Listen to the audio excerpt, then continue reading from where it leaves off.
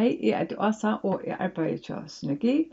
Jeg får vise deg hvordan du kan sette autosvær fra, tendra som autosvær til du først i ferie. Og dette er i Outlook. Og dette er i desktop-versjonene, altså av teltene. Du klikker av filer, og så først du inn av Automatic Replies, eller autosvær. Jeg har da enskund, så med det samme sted, hvis du har da danskund, autosvær klikker jeg til. Og så først du hessa boksene fram. Til her, det gang 4, og her skal du sette fluebein og sende automatiske svar. Og du skal eisne velge at endelig køyre fluebein og hetta til vimme. Hvis du ikke skal i åbestemta tog i ferie, så halte jeg at du skal sette fluebein og her. Så sender du sværene bare i hessen togjerskegnen. Du ser når starter ferien der og når ender den. Du velger simpelthen at du får til ferie til dømes 18. juli, og du får til etter 15. august. Så spøyter Outlook autosvær ut i hessen togjerskegnen. Og så kan du eisen sette klokkeslett av hvis du får klokken 5 om morgenen først av sted, og du først kommer etter klokken 12. Godt å begynne, ikke helt. Blir 8 morgen første fyr til strav vi har en heiland arbeidsdag.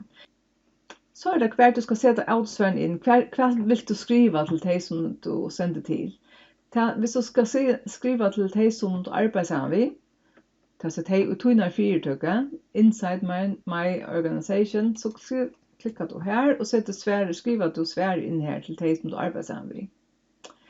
Hvis du eisne, og det er ikke du typisk, i halte man faktisk man skal til ham, så kan du nøyes til ham, så kan du klikke her, outside my organization, altså at du skal ha svær til de som du ikke arbeider sammen med. Så kan du ta svær til de inn her,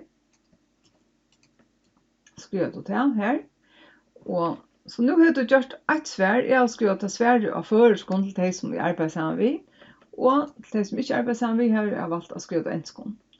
Så nu får alt svær.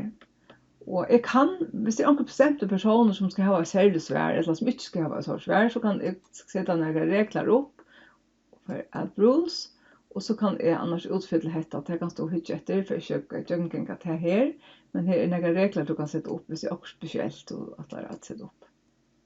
Så er du klar for ferie, og det eneste du kan gjøre til er at du ok. Gå av ferie. Du får kjent den. Om du glemmer å sette fluebein i dette feltet her, om du glemmer det, og bare gjør det her, hvor bøyen inne og kort i ord, men du setter bøyen her, så tender det, så kommer det så høres ut, automatic replies her på en, så kan du turne off, altså du kan stretche det, eller at du kan sørste eisen her på en, at du først faktisk en avværing ut til en Outlook, at det er ok alle. Så hvis du har en sånn god bretta ut til en Outlook, så hikk etter tog, og så kan du alltid tryste turn off. Så kommer det til at tendra et feriesvær utan at du har hjertet.